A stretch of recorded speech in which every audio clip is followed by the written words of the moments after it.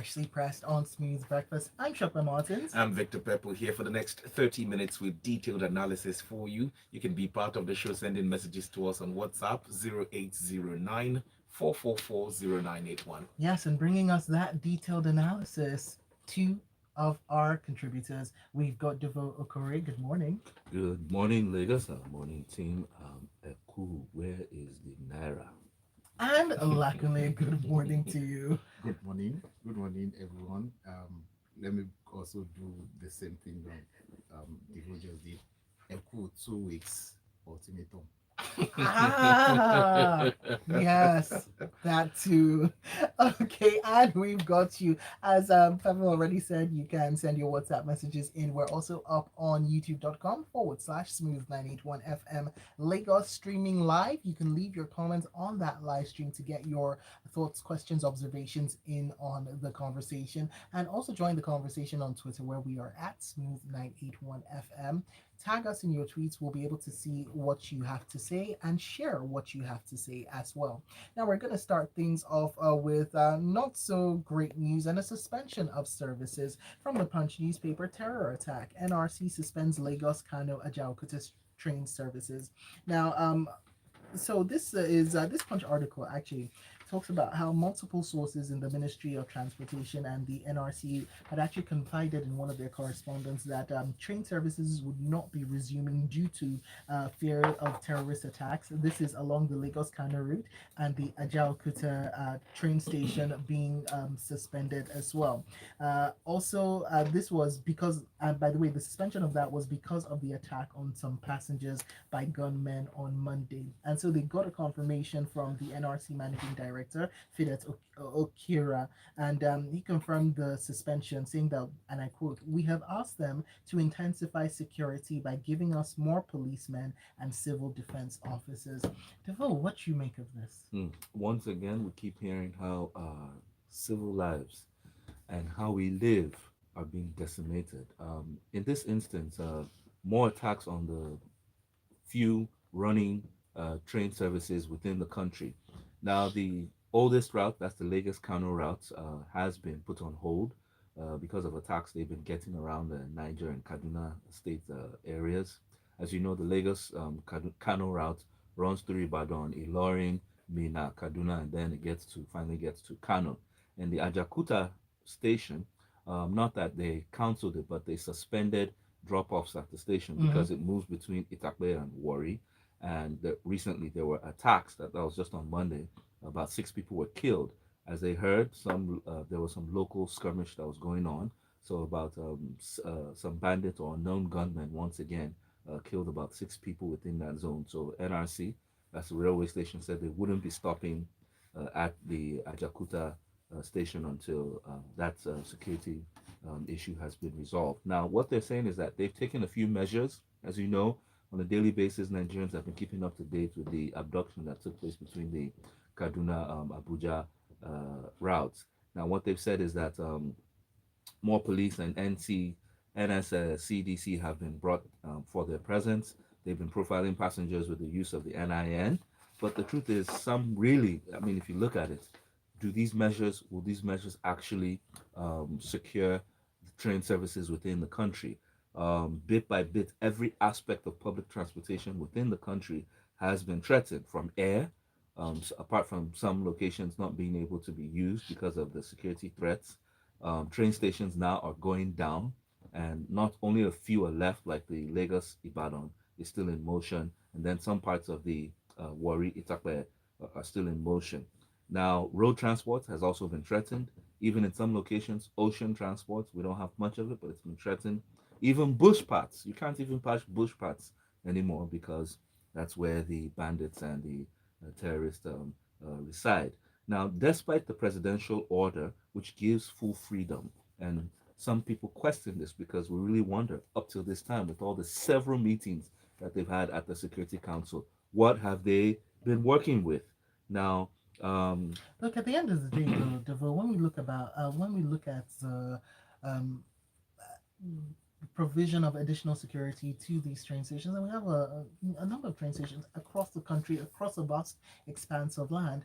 At what point do we have to start saying that there are not enough people for us to put to populate these train stations in order to provide the level of security that will be needed, because we know that a stopped train is a sitting duck when it comes to issues of Correct. security, right? A stopped train is a sitting duck, but just how many security personnel do you expect to see at a train station to be able to secure the lives The of funny thing is that it's not passengers? just security present. Security is way beyond the number of personnel you have on ground. Okay. Remember what happened in the Abuja Kaduna? They derailed the track at some points, and they were not even able to tell that until the train got to that point and got derailed. And at that point, they ambushed the train.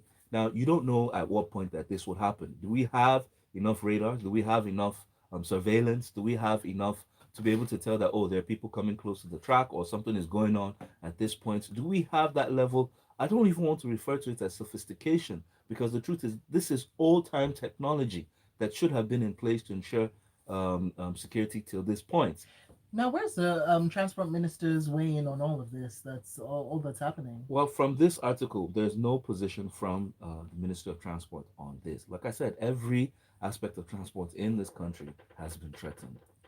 We just have a new minister of transport. Yes, that's That's what I'm right. saying. Probably just settling in. We'll settle it. He You was can't supposed settle I'm- in I'm on a supposed to job start like immediately. this. I'm just making No, there's also a expected report excuse. that the current minister, the new minister, is the one who is asking that we suspend services because of the terrorism. But quickly, let's look at this one in from the Guardian newspaper. After 125 days, terrorists released 5 more Abuja Kaduna train victims, 35 still in captivity.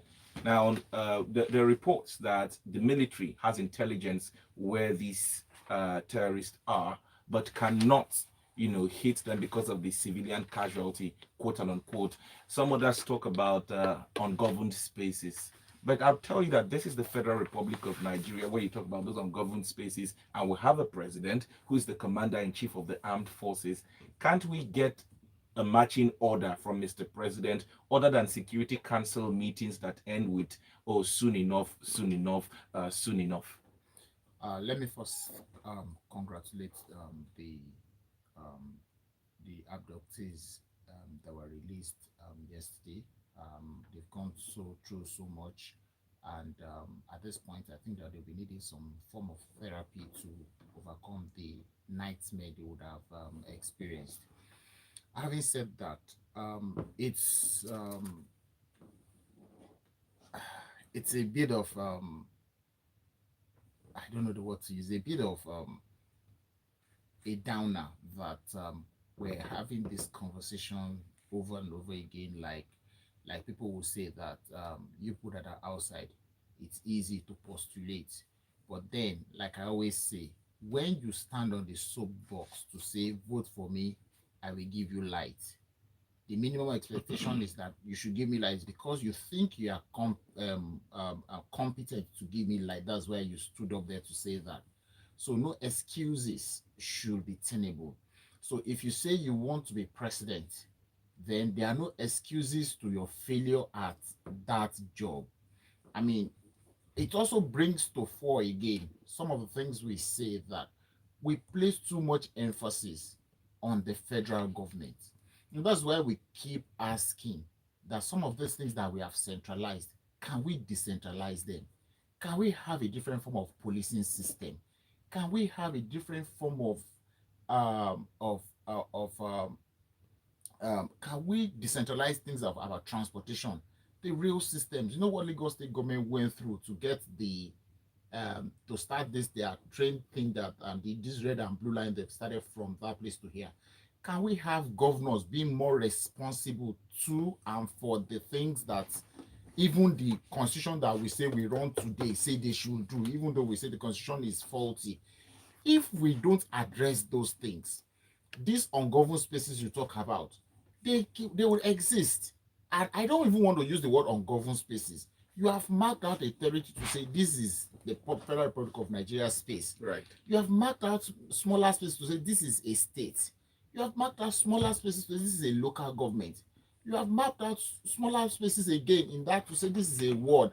So people should be responsible for and to everything that happens in those places. Luckily, I'll ask again. Sorry to just cut in.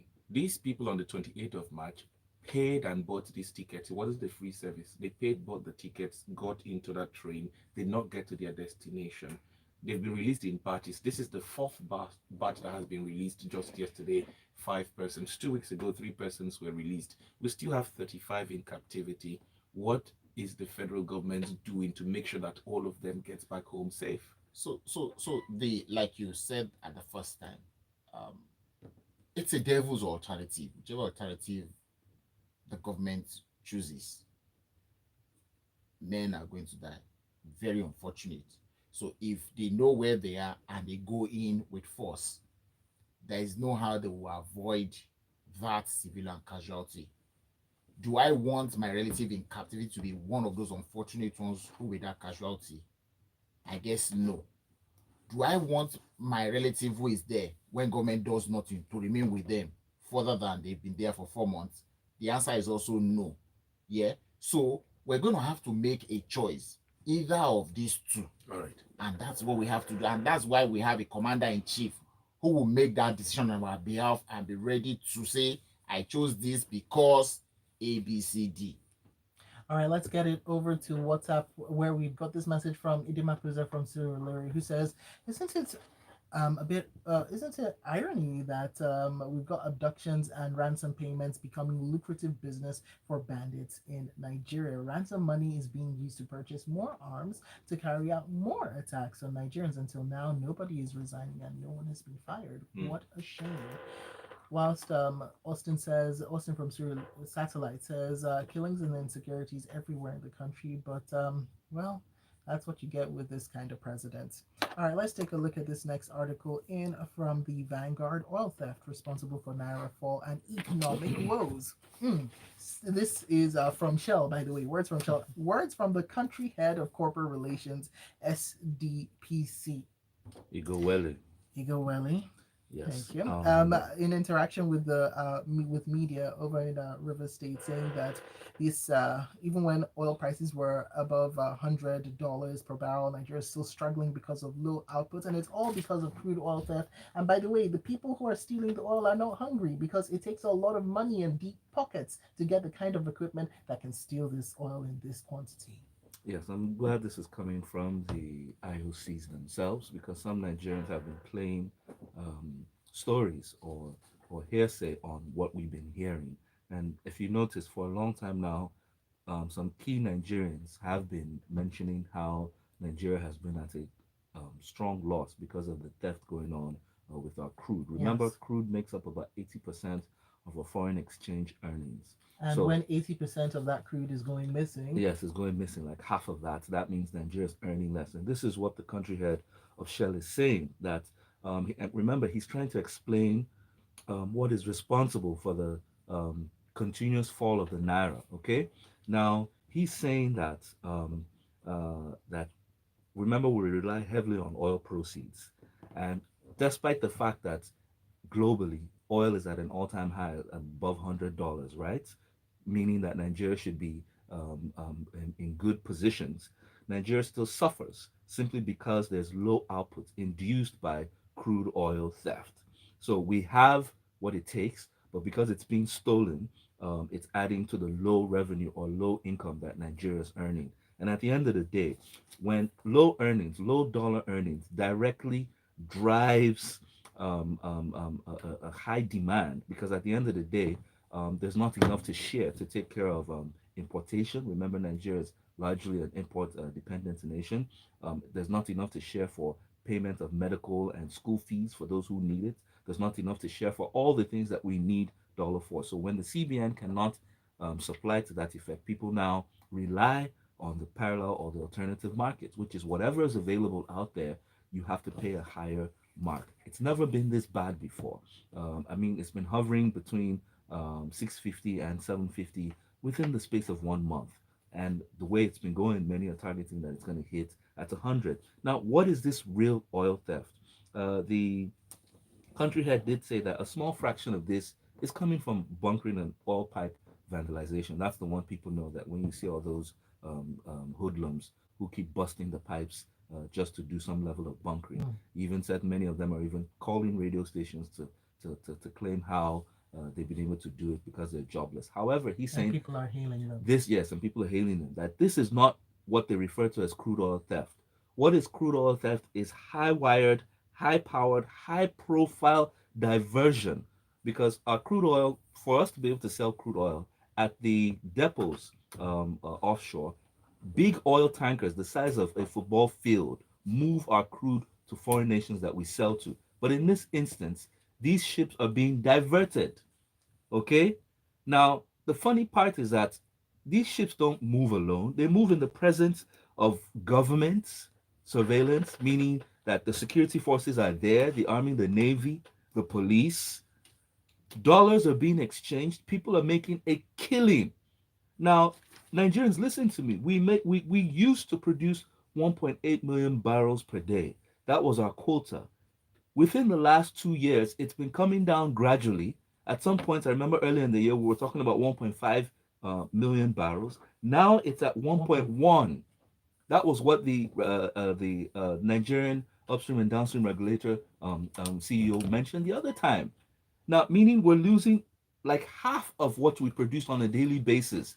And it's not something that's done in plain. I mean, it's not something that's done that you can be invisible. An oil tanker the size of a football field does not It disappear. needs infrastructure. No, Where no, no, there's not that infrastructure. kind of This is high level corruption. Taking no, that's what I'm saying. That kind of theft, it has infrastructure that is very, very visible. Yes, and how come the government is unable to put a question mark on who is doing it? Devo. Who are those earning it? Who, Devo, African pride disappeared in this Lagos some few years ago. yes, but I'm saying even now, And Nigerians need to be aware of where the real deal is. What is really going on with our country? Because sometimes we run about like headless chickens, not knowing. Now you're being told what is causing the havoc in this country. well, And we're let's not able to put any question mark on who, what, where.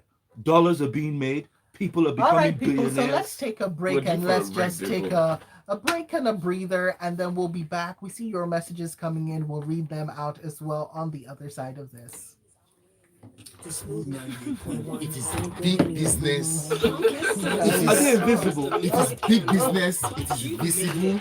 We have not arrested anybody. We have not prosecuted anybody. Yeah. Nothing. It's I So have to we say know one that more the thing when we come back. complicity Government is is government. complicit. Yes. Government is fully Government is complicit. we're moving on to other stories. Everybody That's all I in want to government is complicit. Not even government. People That's all in you think you government want to are say right complicit. now. Then we No, get that's back on all. air. If you That's say all. government, if you say government is complicit, you are robbing the surface.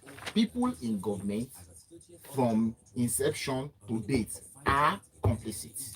But don't That's we it. have a petroleum minister? Who is he? In this Is it not part of conversation? people in government? Don't you have a president? just- Are you listening to? I'm not listening to him. No, is it not part of people in Nobody got the government? message. The next Is he not the story same person is that is the 7. petroleum minister? Is it not part Well, of people in 6 and then government? 7. President All right, we Buhari, are back, petroleum gentlemen. minister. We are back, We're not studio. ready for this conversation. And here we are back for more. Like I said, on the other side, we are going to be reading your messages. We'll start with this one from Neracello, who says, I thought they were guarding and escorting the trains by air. Sometimes I wonder if the government really wants this to end, because I don't understand how soldiers risk their lives to arrest these criminals and you pardon and release them. The train that was abducted, there were police officers on board escorting the people. But let's keep it going. Dan from Igando says, when with the total collapse of the security situation in Nigeria, the honorable thing Mr. President can do is to throw in the towel. Strong point. Isildo from Lekki says, please let's defocus on oil sales and revenues. The emphasis in the medium to long term should be economic diversification. Agriculture, tech, and the creative economy are high economic growth areas. In 2024, we need to elect people that actually understand how the world economy works. 3. At the moment, there doesn't appear to be anyone thinking in. Well, just to address that, you might not have a country to elect for if all your crude is being stolen If we by the can, time by if the we time you cannot get even it. deal with what the crude oil is, how will we be able to deal with the diversification? All right, let's take it back to the messages. Just one. We go to the stories. After the Kaduna train attack, transportation security should be central to the operations of the NRC. Most of the terrorists attacking and kidnapping Nigerians are foreigners.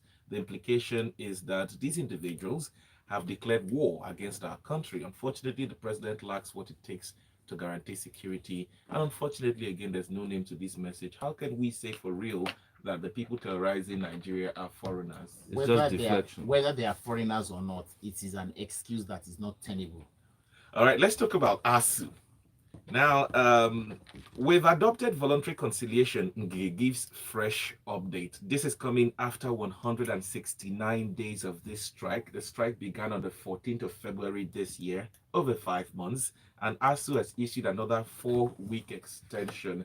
Yet the Honorable Minister is saying, oh, we adopted voluntary conciliation to put an end to this strike, and it looks like it's not ending. Just 2 days ago or yesterday, they extended by another 4 weeks, Lakuli. Three things. One, this is the result of when we have square pegs in round holes.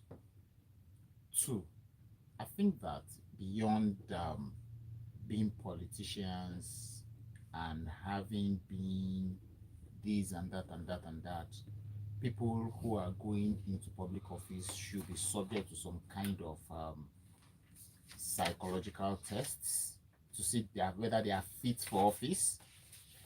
Three, we were here 2 weeks ago when the ultimatum was issued and we discussed it, and somebody pointedly asked me, what do I see? And I said, nothing will come out of that 2 weeks. Here we are. Today is day 2 after the expiration of the 2 weeks. Now the minister comes out to say he's adopting reconciliatory whatever that means. So the NLC strike did not even move the government to. No.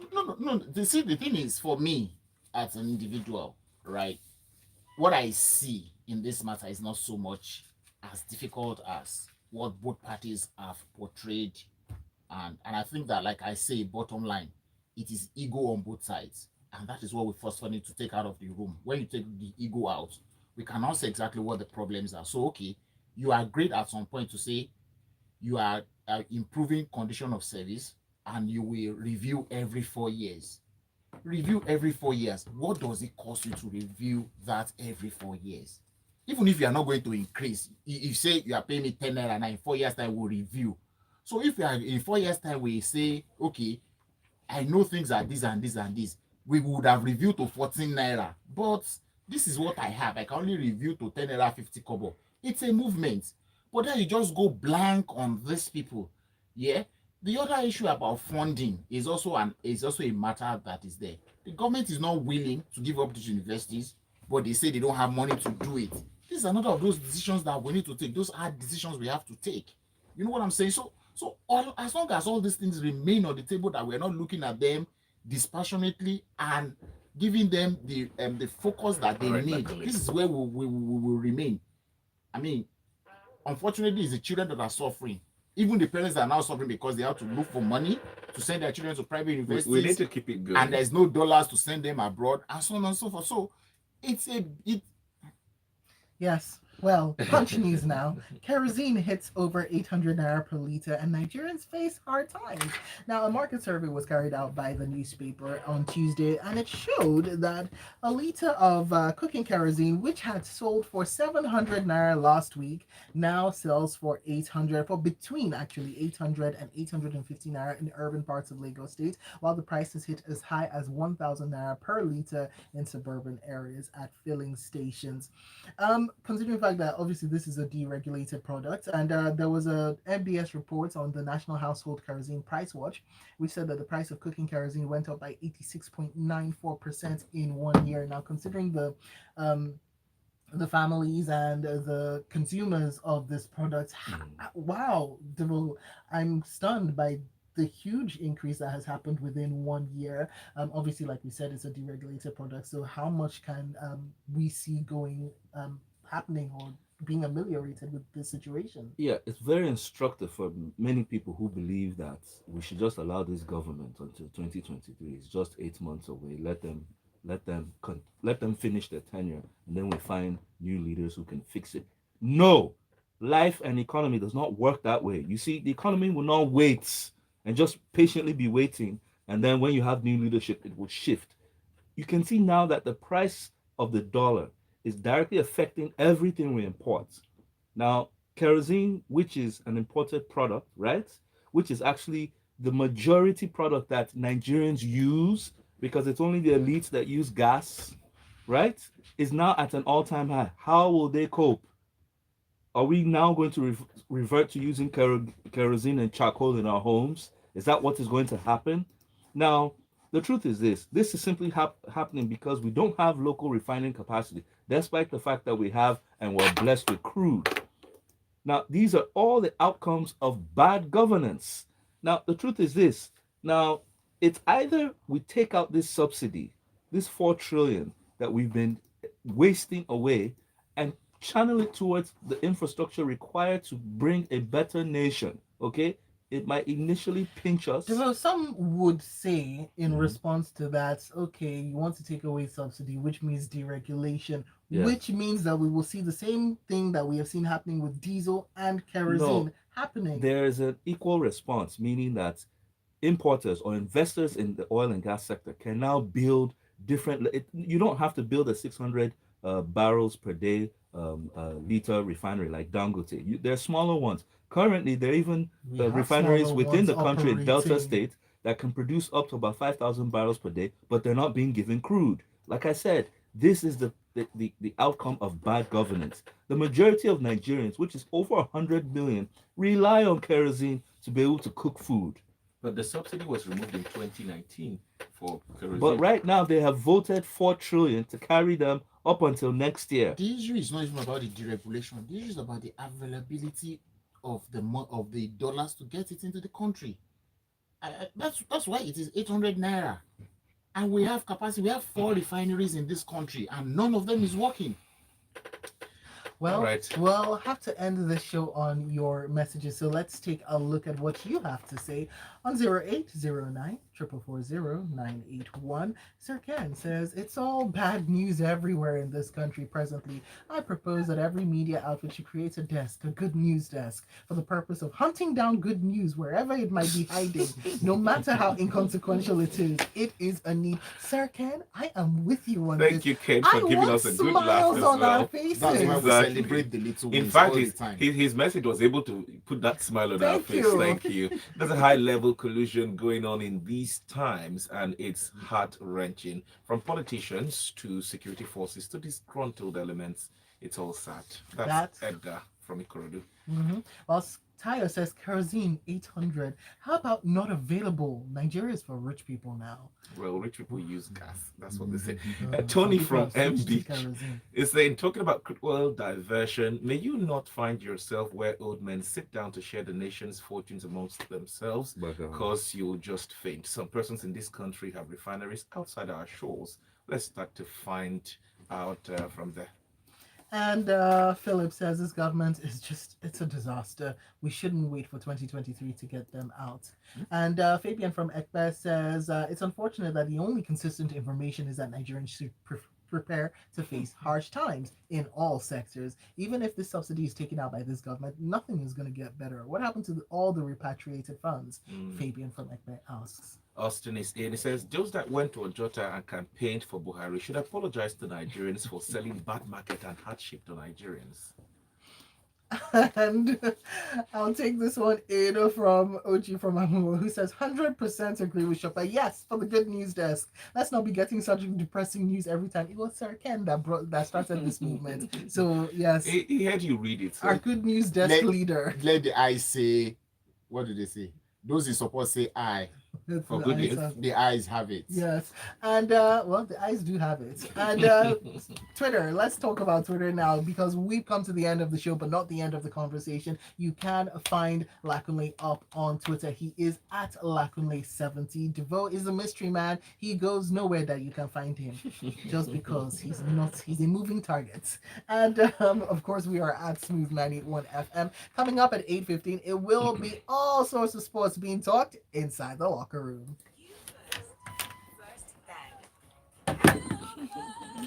Which one is good news desk? We need